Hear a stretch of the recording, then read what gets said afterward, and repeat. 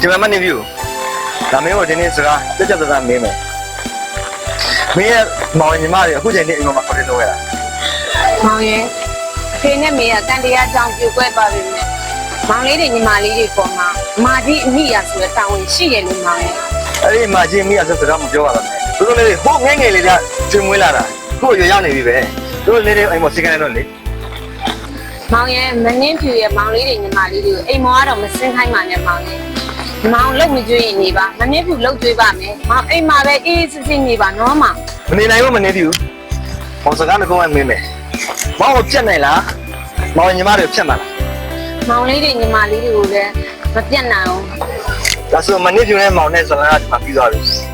ဟောသွားတော့မယ် မောင်ကိုလည်းမခွဲနိုင်အောင်မောင်ရဲ့မောင်လေးတွေညီမလေးတွေကိုလည်းမခွဲနိုင်အောင် ဆက်မပြောနဲ့တော့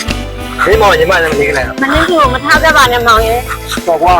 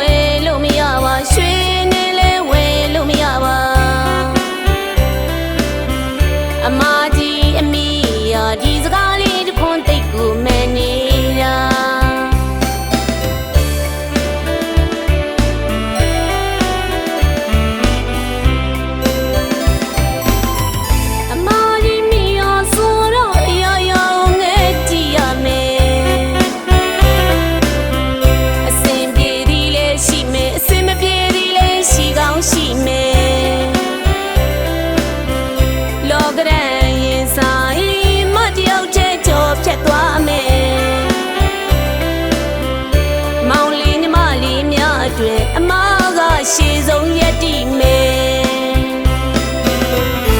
မာကြီးမီရဆိုတာမင်းတို့အတွက်ဒုတိယအမေပါမောင်လေးညီမလေးများအတွက်ဖျားပေးတဲ့ဆုလက်တစ်ခုပါနို့ကြိုမတိုက်သွေးပေးမယ်ရုံးတန်းရှာကြွေခဲ့